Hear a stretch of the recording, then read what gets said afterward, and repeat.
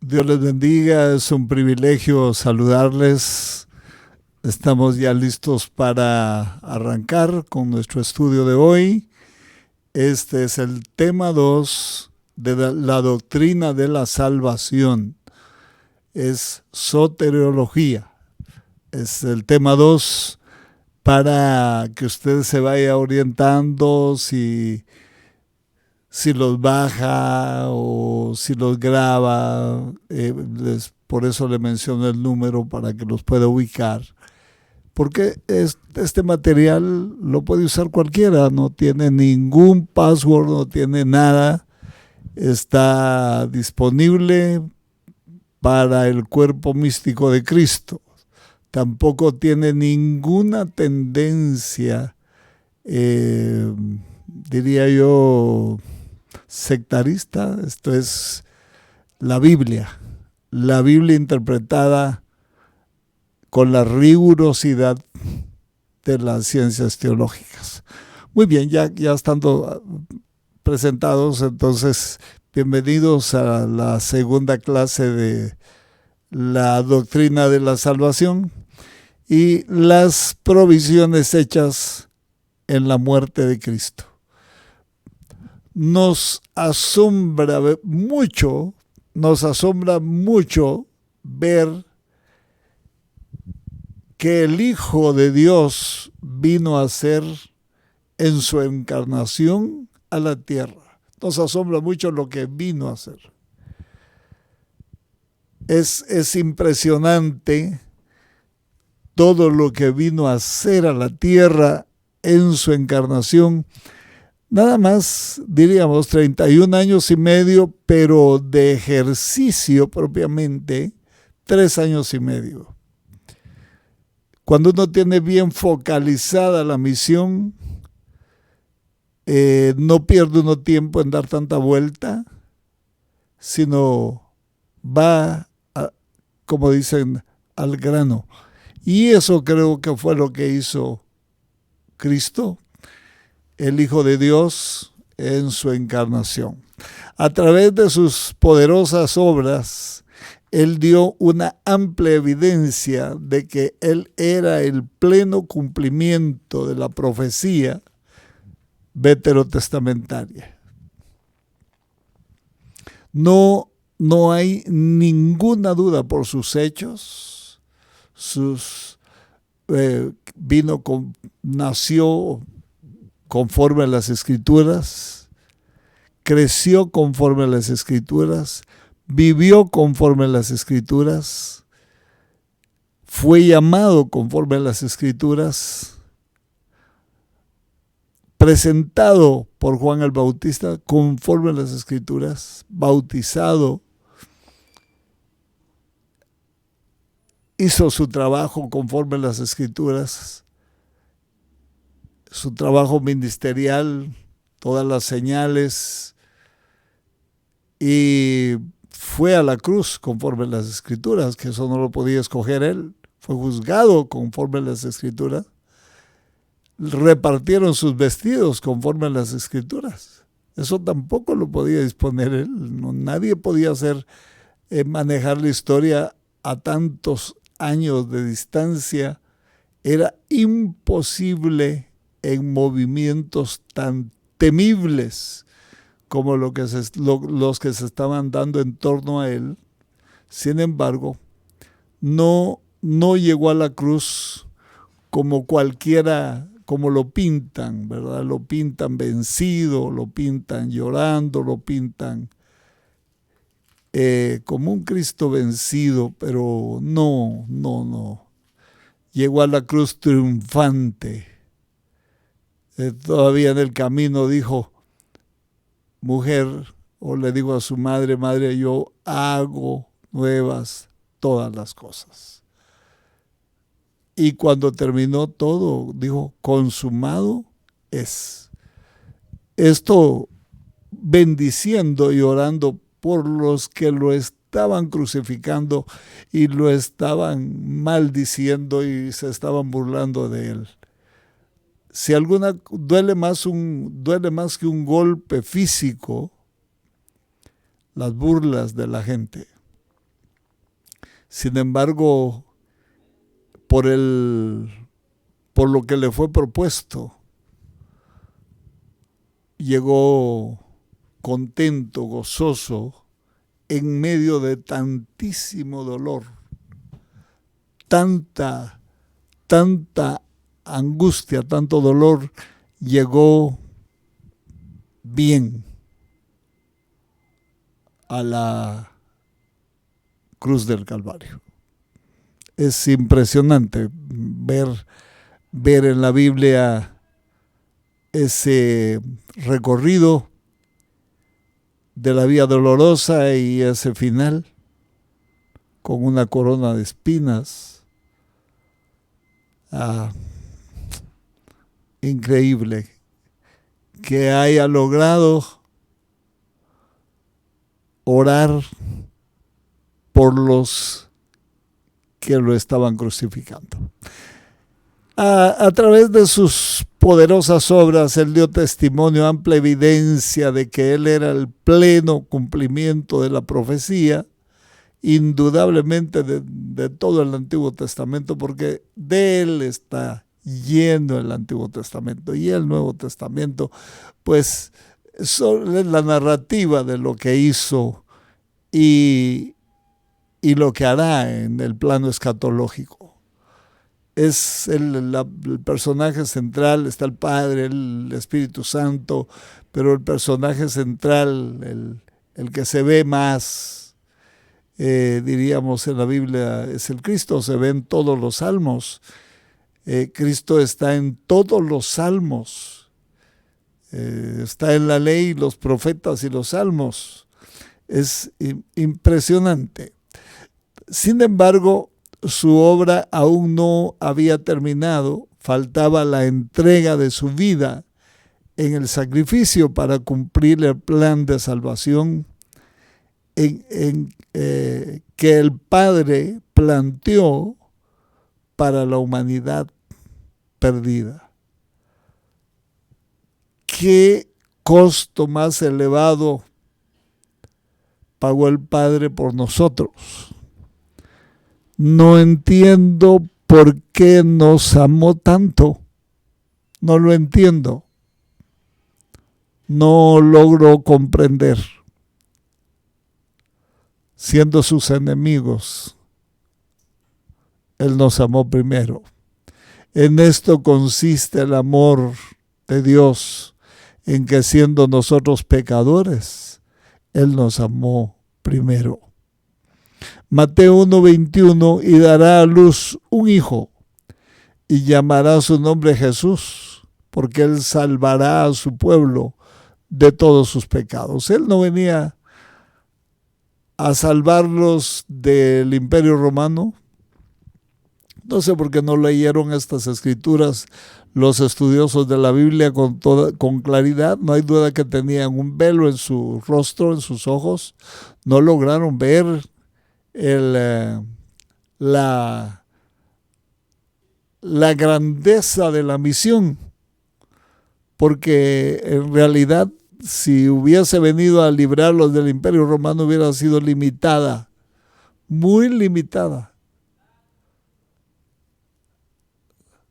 Pero venía a librarlos de sus pecados, que era la raíz de todos los males que ellos estaban sufriendo con el Imperio Romano encima y con, diría yo, plagas, sin lugar a equivocarme, plagas de demonios y espíritus inmundos, espíritus de muerte, tripulando israelitas,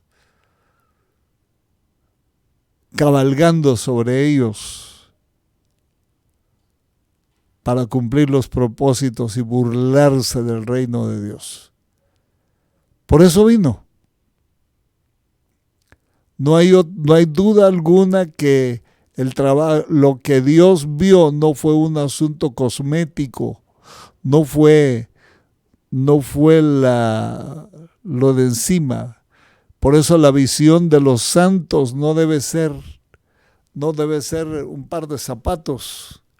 La visión de los santos no debe ser pedir un carro. La visión de los santos debe ser que el reino de Dios se establezca, porque el reino de Dios trae todo, absolutamente todo, sin afanes, sin carreras, solo cuidando de cumplir todas las cosas que están en la palabra. Muy bien, toda otra religión basa su demanda en la grandeza de la vida y enseñanza de aquellos personajes que fundaron la religión. Pero en el caso de Cristo no es así. Puede ser la verdad que hay algún valor ético en muchas otras enseñanzas, pero solo en el cristianismo tenemos redención de pecados, y esto es logrado a través de la muerte sustitutiva del mismo Hijo de Dios. Note usted, hay frases muy célebres de grandes personajes, frases impresionantes, frases de poetas, frases de filósofos, frases de reyes que dicen grandes verdades. Sin embargo, nadie trajo un remedio tan profundo, una medicina tan eficaz, que fue no solo a la cabeza de la serpiente, pero a la raíz de toda planta que el Padre no plantó en la vida de los hombres. Entonces, notamos que el Evangelio de Jesucristo, su venida, su encarnación, trajo asuntos de fondo y de forma. Primero los de fondo, que no se miran, no se ven. Por ejemplo, no vemos la muerte segunda de Cristo. Las personas muy poco se habla de esto, pero los corderos son el espejo para ver lo que sucedió en el lugar donde fue a ofrecerse en el fuego. Porque los corderos no solo los degollaban, no solo los pelaban, no solo los descuartizaban, los ponían a arder hasta las cenizas. Y Él es el Cordero de Dios que quita el pecado del mundo. Él es el antitipo de esos tipos. Indudablemente que no se ven muchas cosas de lo que Cristo hizo. Eso es indudable. Nunca vimos salir volando un demonio de una persona, no se ven, pero se van. Y el Evangelio, el Evangelio de Cristo, Él es el mismo de ayer, de hoy, por los siglos. Me honro en presentar a mi Salvador, que es sanador, libertador, el Rey de reyes y Señor de señores, el proveedor, el vencedor, el que venció la muerte y el Hades. Él tiene las llaves. Por eso es que estamos seguros que aunque podríamos estar siendo gestados por espíritus de muerte, hay leyes espirituales seguras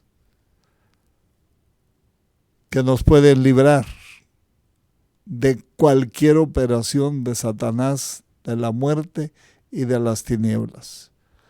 Porque el espíritu de vida en Cristo Jesús, porque la ley del espíritu de vida en Cristo Jesús me ha librado de la ley del pecado y de la muerte. La importancia de su muerte en las Escrituras. Miremos la importancia de su muerte. ¿Qué pasó en su muerte? ¿Qué fue lo que sucedió? En su conversación con los dos discípulos, camino de Emaús, ya resucitado, por supuesto, en la tarde de la resurrección, Jesús declaró que Moisés y todos los profetas de todas las Escrituras hablaron de su muerte. Claro que hablaron de su muerte. Hablaron de su muerte, hablaron de su resurrección, hablaron de su encarnación, es que el Cristo no vino por la puerta de atrás. Vino anunciado 2000, mucho más de 2000 años antes de aparecer aquí en la tierra. Lucas 24, 26 al 27 dice, entonces les dijo, oh insensatos y tardos de corazón, para creer todo lo que los profetas han dicho. ¿No era necesario que el Cristo padeciera estas cosas y que entrara en su gloria? Y comenzando desde Moisés y siguiendo por todos los profetas, les declaraba en todas las Escrituras lo que de él decían. Note qué impresionante. Los profetas que profetizaron, dice Pedro, primera de Pedro 1:10 al 11, de la gracia destinada a vosotros, inquirieron, o sea, investigaron. No era gente perezosa, no era gente dormida, no era gente que estuviera dormitando todos los días. No era gente así. Era gente que inquirió diligentemente, indagaron acerca de esta salvación, escudriñando qué persona y qué tiempo indicaba el Espíritu de Cristo que estaba en ellos, el cual anunciaba de antemano los sufrimientos de Cristo y las glorias que vendrían tras ellos. Note, estos profetas no solo escribieron, no solo recibieron luz, no solo recibieron la lluvia sobre hierba cortada, la lluvia de la revelación, sino además de eso, ellos querían saber para quién eran estas cosas, porque escudriñando qué persona y en qué tiempo indicaba el Espíritu de Cristo que estaba en ellos, el cual anunciaba de antemano los sufrimientos de Cristo y las glorias que vendrían tras ellos. Esto quiere decir, sin lugar a dudas, que nosotros vivimos esas glorias. Lo único que nos excluye y nos limita de esas glorias es indudablemente nuestra falta de búsqueda, nuestra falta de interés en las Escrituras, nuestra falta de interés en la vida devocional, estamos detenidos, y por eso las cosas que vinieron, que son riquezas inescrutables, las que Cristo adquirió con su muerte, no han sido efectivas en nosotros. Pero eso no quiere decir que no estén ahí. Están almacenadas, están embodegadas y tienen su nombre. En el Nuevo Testamento, la muerte de Jesucristo es mencionada directamente más de 175 veces.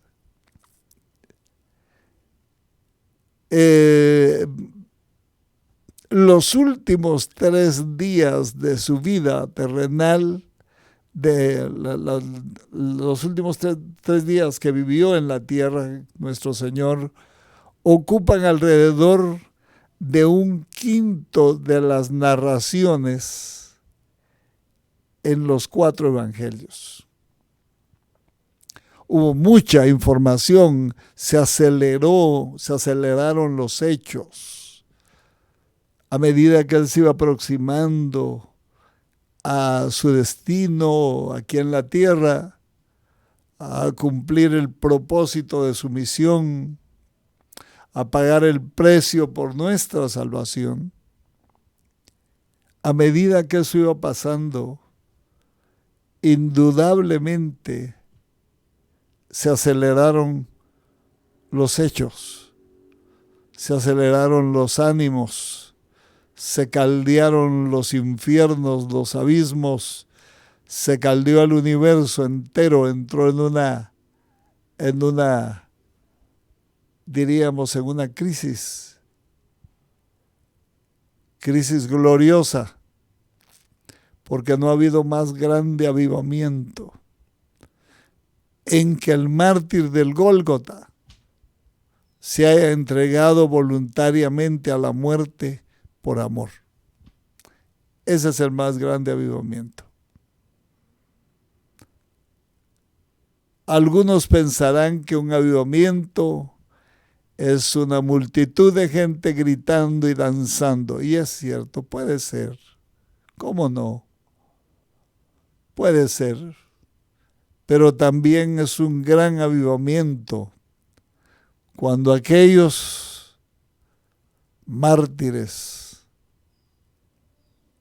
aunque estén vivos, lloren entregándose voluntariamente, quemando sus excesos y complementando lo que falta sobre las llamas del altar. Eso también es un avivamiento. Los avivamientos más sólidos es cuando hay revelación de palabra, cuando hay una doctrina sana. Indudablemente que los avivamientos traen transparencia, traen verdades escondidas en las escrituras, traen la revelación del Padre, del Hijo, del Espíritu Santo, traen el ruaj de Dios a soplar en las congregaciones, indudablemente.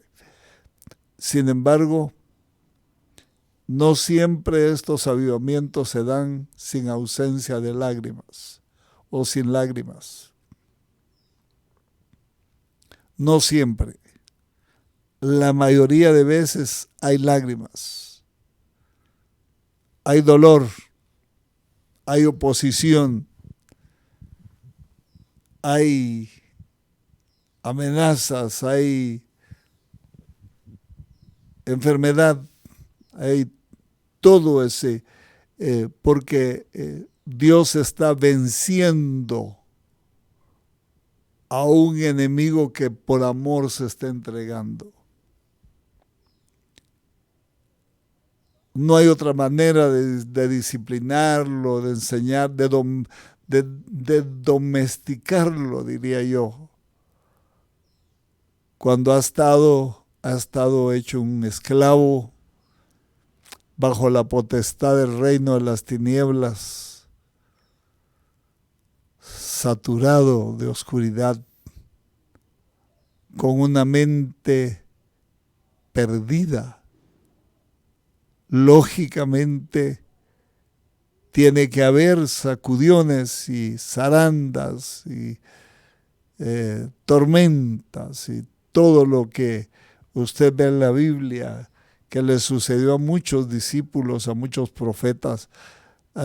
Tienen que haber diluvios, tienen que haber incendios de Sodoma, incendios de Roma, para que los santos, huyendo, llorando, hambrientos, encuevados en las catacumbas de Roma, dieran el verdadero olor de la experiencia del Evangelio de Jesucristo. Notemos cómo Pablo enfatiza la muerte, la sepultura y la resurrección de Cristo como constituyentes del Evangelio. ¿Cómo lo enfatiza Pablo? Miremoslo, 1 Corintios 15, 3 al 4. Porque primeramente os he enseñado lo que asimismo recibí, que Cristo murió por nuestros pecados conforme a las Escrituras, y que fue sepultado y resucitó al tercer día, no conforme a su voluntad, ni conforme a la voluntad de sus discípulos, ni de los romanos, ni de Anás, ni de Caifás, conforme a las Escrituras, a la inconmovible palabra de Dios. Nadie puede hacer una agenda de esa naturaleza, sobre todo para sufrir de esa forma. Nadie puede programar acontecimientos que están lejos de sus dominios, y mucho menos cumplirlos. El Evangelio de las buenas nuevas de salvación, el perdón de pecados a través de la muerte, sepultura y resurrección de Jesucristo, trajo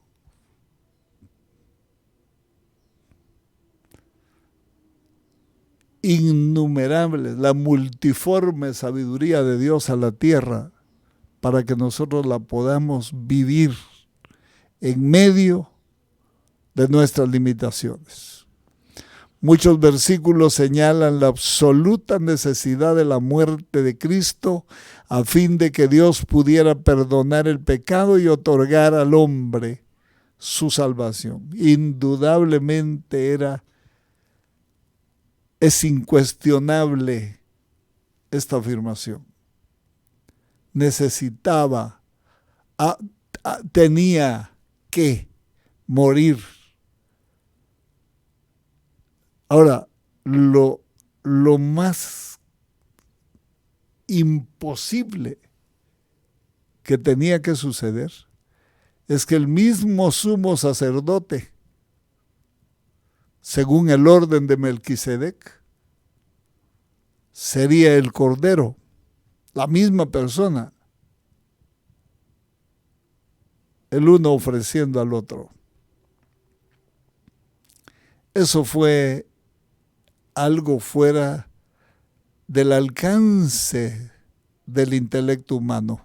Por eso los más grandes sabios y los más grandes entendidos de Israel no logran comprender qué fue lo que pasó en la encarnación y muerte de Cristo. Ellos dicen que nosotros adoramos un muerto, pero nunca lo encontraron. Encontraron la tumba vacía. Y para testimonio, y que no hubiera ninguna duda, la Biblia dice que con el testimonio de 2 o más personas se decide cualquier situación. Pero Cristo no puso 2 testigos, puso más de 500 hermanos que lo estuvieron viendo durante 40 días después de su resurrección. Si lo vieron los hombres que vivieron más piadosamente que todos nosotros juntos y dijeron, vimos su gloria, lo palpamos, lo palpó Tomás, que era el más incrédulo. Entonces quiere decir que no hay ninguna duda de que Cristo está resucitado. Una prueba más es que el Espíritu Santo vino en la fecha exacta que dicen las Escrituras y que había anticipado Jesús. La única base sobre la cual Dios santo podía perdonar los pecados, el pecado era que su Hijo llevara la pena de la culpa del pecador, como el postrer Adán. El primer Adán se convirtió de la luz a las tinieblas. El primer Adán, luego de estar en las tinieblas, Dios lo alcanzó y le enseñó a hacer sacrificios. Y lógicamente se colocó en el último lugar, en la cola.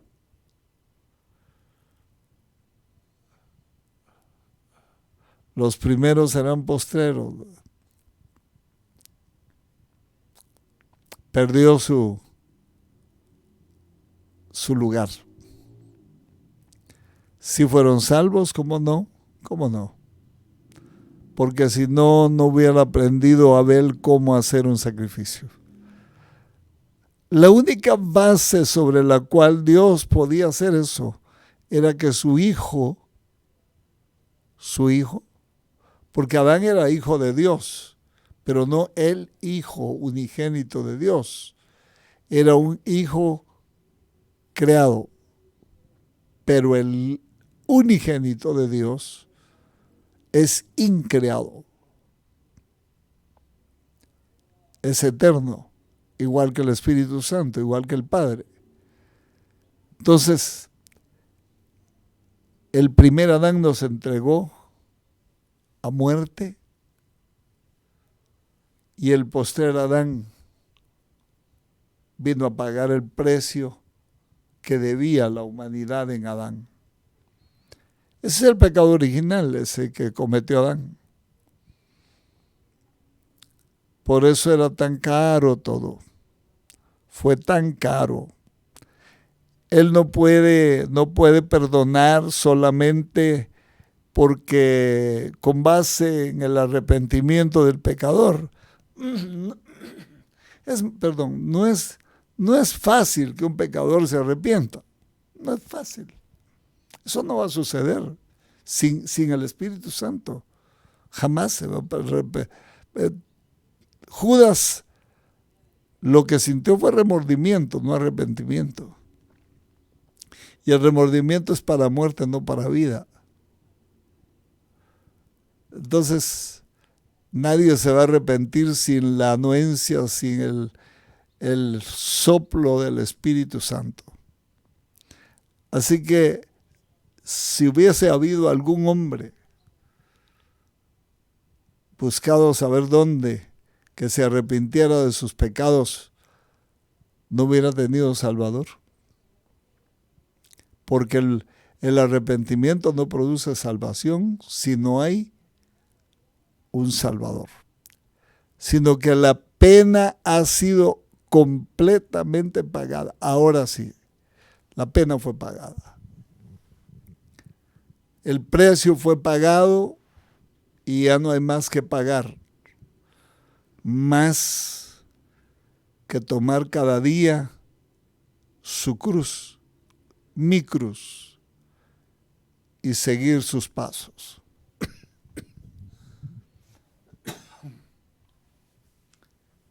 Eso tampoco es fácil, porque es una entrega voluntaria, no puede ser impositiva, no puede de ninguna manera imponerlo a nadie. Eso tiene que ser voluntariamente.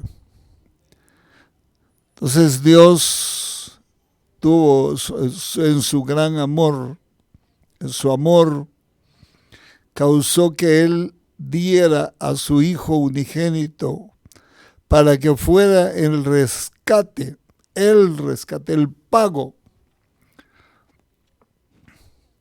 por el pecado. Por consiguiente, el pecador puede ser perdonado. Si ya se pagó la multa, es asunto de trámite. El prisionero tiene que salir. Tiene que haber algunos trámites, ¿no? Legales, pero tiene que salir de la cárcel.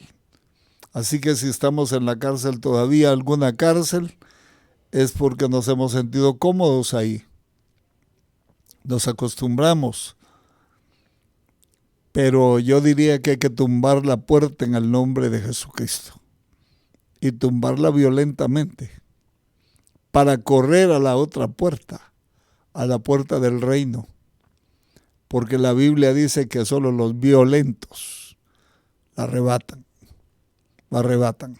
¿Por qué entonces fue necesaria la cruz si Dios es amor? La respuesta antigua es la única respuesta. Dios es más que una persona. Dios es el gobernador moral del universo. Oh Dios mío. Es el gobernador, el gobernador moral del universo. Vela por la moralidad del universo y cualquier quebrantamiento de esa moralidad lleva su justa paga. Incluso en la ley de la siembra y la cosecha. Un padre perdona fácil y libremente a su hijo si es culpable. Y si el padre también es como no me acuerdo la palabra, hay padres que son sumamente complacientes con sus hijos. Pero es necesario disciplinarlos. Dios disciplina a sus hijos. Pero si el padre es un juez, no puede perdonar así a un criminal, aunque el criminal sea su hijo. Es su deber sustentar y administrar la ley por los intereses más altos del Estado. Nadie está sobre la ley. Todas las personas están bajo la ley. Los funcionarios están bajo la ley. Los gobernantes están bajo la ley. Nadie puede estar sobre la ley. Eso es en Estados Unidos, eso es en la palabra de Dios. Por eso Dios no quebranta su palabra, porque la palabra está escrita y si la quebrantara, deja de ser justo. Y si perdonara al criminal sobre la base de que es culpable, el país se lanzaría a un estado sin leyes y caos, porque se pierde el Estado de Derecho. Por eso precisamente es que sigue el debido proceso a las personalidades que se rebelaron en las regiones celestes. Ángeles, principados, potestades.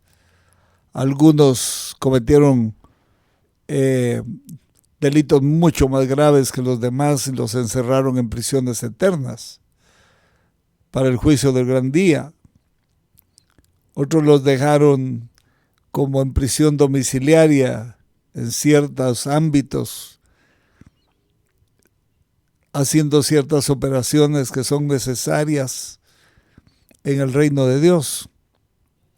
Porque aunque estén revelados y sean diablos,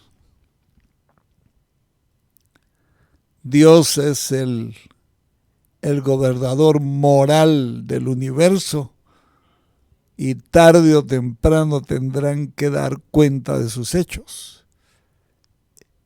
Y según sus hechos, justamente irán al lugar que les corresponde. Estas son las ilustraciones perfectas, pero ilustran el actuar de Dios en cuanto a perdonar, como lo desea su corazón, y al mismo tiempo ser juez de toda la tierra. Él tuvo que dejar caer la sentencia sobre su propio hijo para salvar a los que no tenían salvación.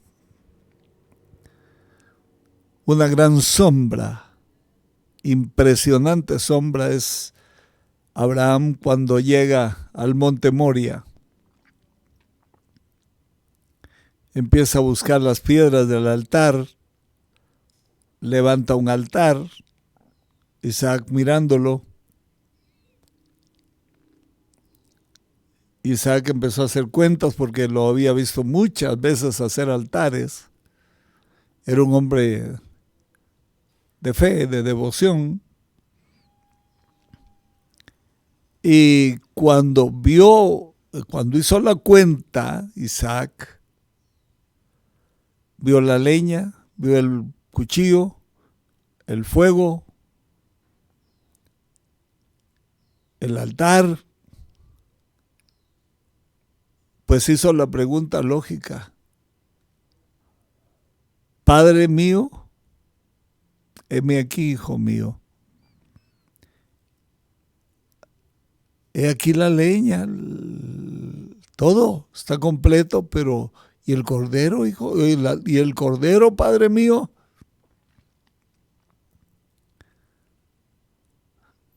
Jehová Jireh. Pero el cordero realmente era Isaac. En ese momento lo agarró, lo levantó, lo amarró a la leña y miró al cielo con el puñal en la mano, diciendo: te amo tanto, Dios,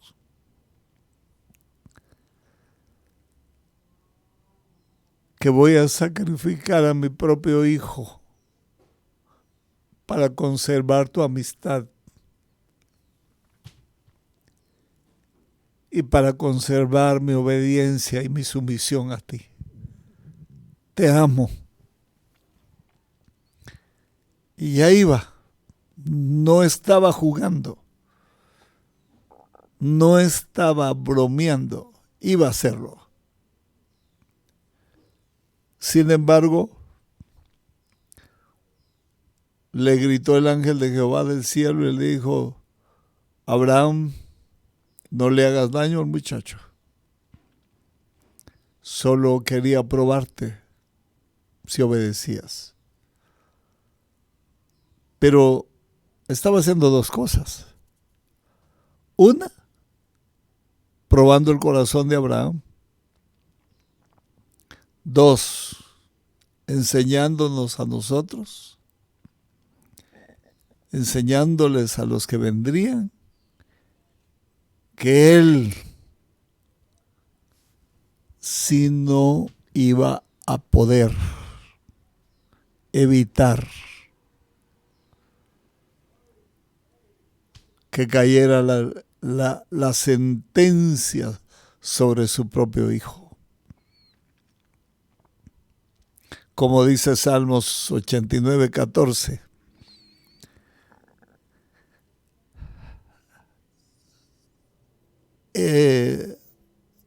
Vamos a ver cómo dice aquí: ¿Cómo perdonar a la más leve señal de culpabilidad? Vamos a ver el Salmo más adelantito. Dice, vive en él para que los hombres puedan vivir en la segura y espléndida confianza que él, justicia y juicio, ahí está el Salmo, son el cimiento de su trono. Justicia y juicio son el cimiento de su trono. Ese trono se sostiene sobre justicia y juicio. Y le aseguro a usted también, y se lo aseguro sin lugar a dudas, que aquellos que practican la justicia y el juicio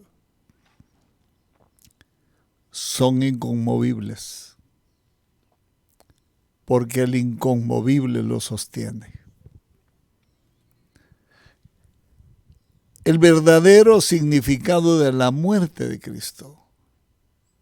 ¿Cuál es el significado?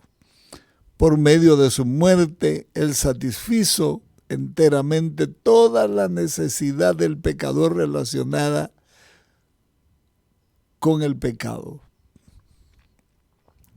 Toda. Capacitándolo para disfrutar una comunión eterna con Dios. Esto no solo es aquí. Aquí son solo la formación. Nos están formando, nos están enseñando para que el día que volemos estemos adecuadamente acondicionados para la eternidad. Consideremos la muerte de Cristo como es revelada en 5 palabras distintas. Veámoslas, 5. 1. Es muerte vicaria. Vicario quiere decir es sustitución. Por tanto, cuando se oye por ahí el vicario de Cristo, no es cierto. Nadie puede sustituir a Cristo. Él nos sustituyó a nosotros en nuestra sentencia y condenación eterna. Él nos libró de semejante realidad. La palabra vicario quiere decir un sustituto, uno que toma el lugar de otro y actúa en su lugar.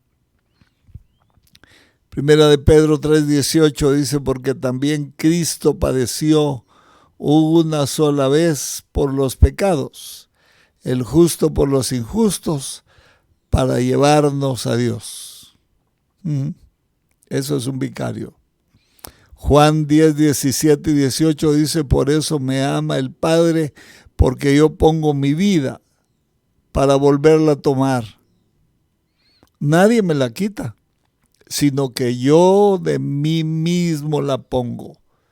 Tengo poder para ponerla y tengo poder para volverla a tomar. Tercero.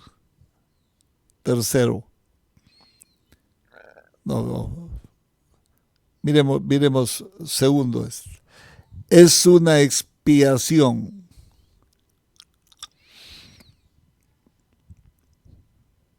La palabra expiación es utilizada de forma general y particular en la forma en que se utilizaba popularmente. Se refiere a la provisión entera de salvación que Dios hizo para los pecadores por medio del sacrificio de nuestro Señor Jesucristo. Eso quiere decir la palabra expiación. Todo lo que hizo nos dejó libres hasta donde estamos y lo que nos falta. Porque honestamente no estamos verdaderamente libres todavía. porque el que el Hijo libertare será verdaderamente libre.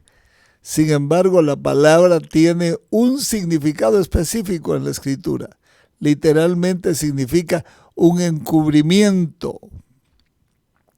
Es una palabra del Antiguo Testamento, como que se pusieran encima de ti y como la gallina que cubre los polluelos, que prefiere pasar la noche bajo el agua cubriendo sus polluelos, prefiere que el animal salvaje se la coma a ella, pero que sus polluelos estén libres.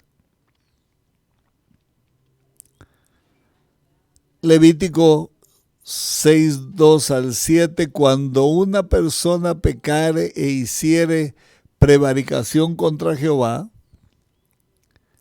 para expiación de su culpa traerá el sacrificio a Jehová, y el sacerdote hará expiación por él delante de Jehová y obtendrá perdón de cualquiera de todas las cosas que suele ofender. Veamos. C, inciso C, es una propiciación. La palabra propiciación propiamente significa el desecho de la ira de Dios por un sacrificio. Por lo tanto, significa aplacamiento. Es decir, Dios iba a golpear, pero se aplacó, como el cuchillo de Abraham, por alguna razón. Romanos 3:25 dice, a quien Dios puso como propiciación por medio de la fe en su sangre, para manifestar su justicia a causa de haber pasado por alto con su paciencia los pecados pasados. Ningún reo puede ser juzgado dos veces. De tal modo que si ya fuimos juzgados por el pecado original en Cristo, jamás volveremos a ser juzgados por ese pecado.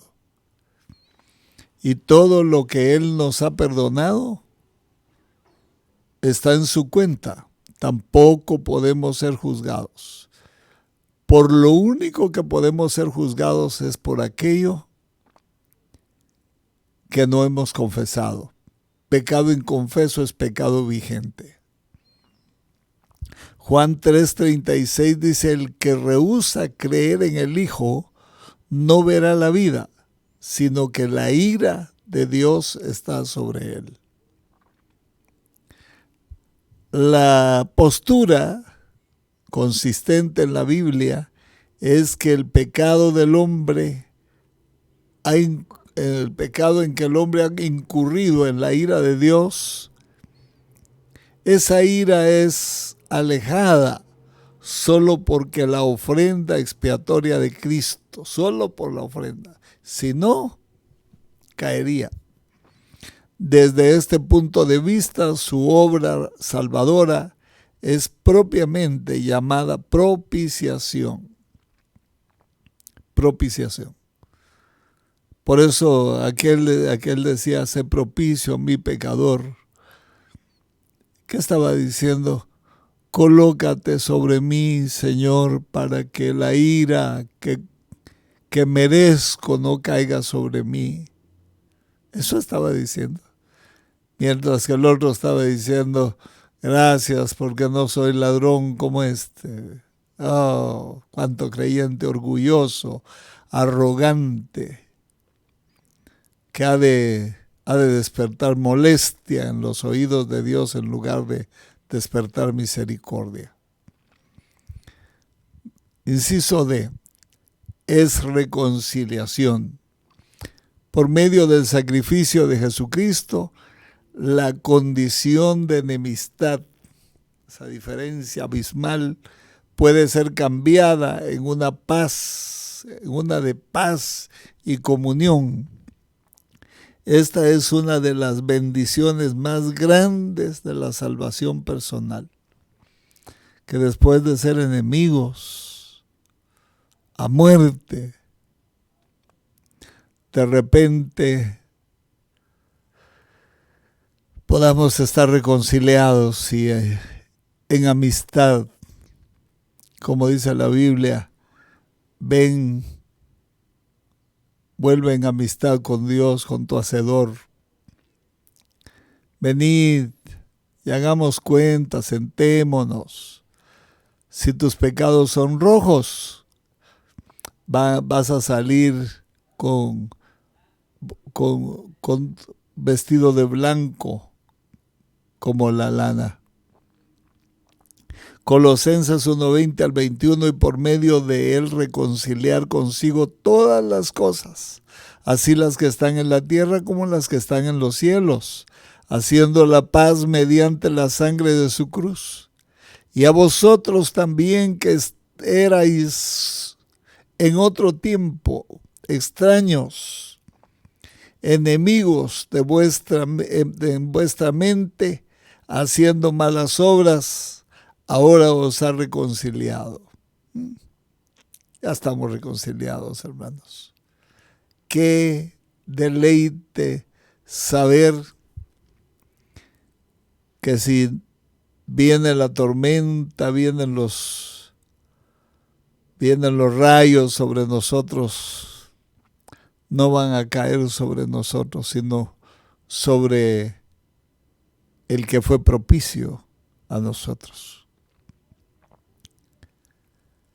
Tenemos un Salvador, hermanos amados, tenemos un mediador,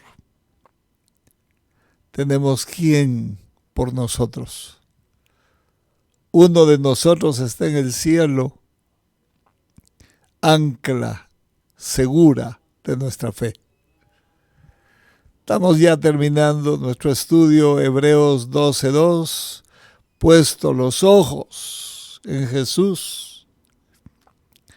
No hay ninguno otro, mi hermano, no se quede viendo. No ponga su confianza en el hombre. El brazo del hombre se quiebra. Ponga su confianza en Jesús. Puesto los ojos en Jesús, el autor y consumador de la fe, el cual por el gozo puesto delante de él sufrió la cruz, menospreciando el oprobio, y se sentó a la diestra del trono de Dios. Qué dicha más maravillosa la que nosotros tenemos, amados hermanos, de tener comunión, tenemos paz para con Dios por medio de Jesucristo. Yo bendigo su hogar, bendigo su familia, bendigo su trabajo, la obra de sus manos sea bendita. Bendigo su obediencia a la palabra de Dios, bendigo su devoción, que haya siempre ungüento fresco en su cabeza, y siempre sean blancos sus vestidos. Que el Señor lo bendiga amplia y ricamente. Amén y amén.